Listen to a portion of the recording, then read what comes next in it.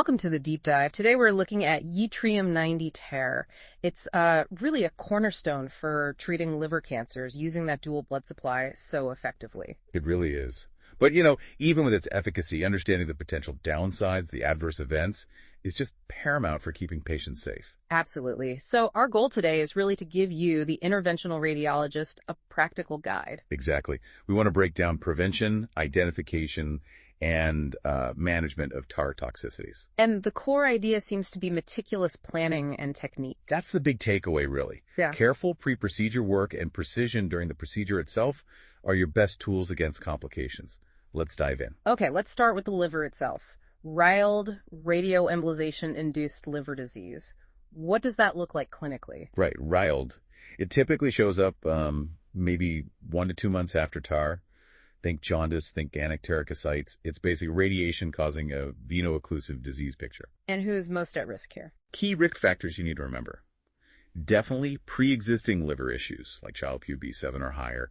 Also, prior external beam radiation. Treating the whole liver and pushing that non-tumorous liver dose too high, say over 150 DGI. So prevention isn't about giving meds beforehand. That's a common thought, but no. Prevention here is overwhelmingly about dosimetry, not pharmacology. Dosimetry. So being smart about the dose. Precisely.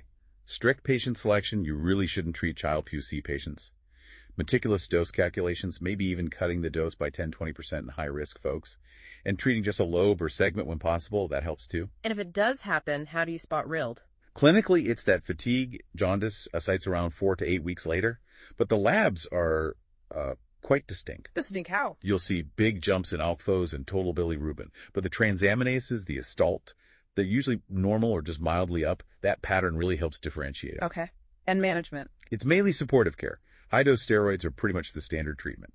All right, let's move outside the liver. GI ulceration. That sounds particularly nasty. What causes that? It is nasty. Deep, hard-to-treat ulcers. It happens from stray microspheres getting into the stomach or duodenal arteries. 2 main ways this happens. Okay. First, you miss seeing or coiling off collateral vessels like the RGA or GDA during the mapping phase. Second, you get reflux of spheres back down the artery during injection because of flow stasis. So prevention is about mapping and technique. Absolutely. Detailed mapping angio, maybe using cone beam CT, and proactively coiling those danger vessels. Then, during the injection, get that microcatheter nice and distal. Inject slowly and crucially. Stop immediately if you see flow slow down or stop. And things like PPIs prophylactically. Yeah, the evidence for that just isn't really there. It comes back to technique. Got it. What about the lungs, radiation pneumonitis? Rare, thankfully, but potentially lethal. It's caused by spheres shunting through to the pulmonary circulation. And the main risk factor is? A high lung shunt fraction, the LSF. That's why the pre-treatment MAA scan is mandatory. Yeah. You absolutely have to calculate that LSF. And stick to dose limits. Strictly. Keep the lung dose under 30 Georgi per session and under 50 Georgi total cumulative dose.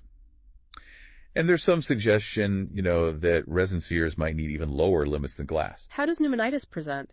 Usually subacute, maybe 1 to 6 months later. Non-productive cough, getting progressively short of breath, maybe a low fever. Chest CT often shows that classic bat wing pattern. Treatment? Systemic steroids again. That's the go-to. Okay, let's talk biliary issues. First, radiation cholecystitis. We often see gallbladder wall thickening on scans post-tear, right? Oh, constantly. Up to 99% of patients, even if they feel fine. But that finding alone is usually meaningless clinically. So the key is? Clinical correlation. Does the patient actually have symptoms, pain, fever, nausea? If not, that thickened wall probably doesn't mean much. But what about more serious things like abscess or cholangitis? Right, that's different. Here, prevention is key if the patient have a history of biliary work, like a sphincterotomy, a stent, or a bilioenteric anastomosis. Because their risk is higher. Significantly higher. So for those patients, yes, give prophylactic antibiotics. But for your average TAR patient with no prior biliary intervention, no, routine antibiotics aren't recommended. Now, the most common side effect, post-radioembolization syndrome, PRS.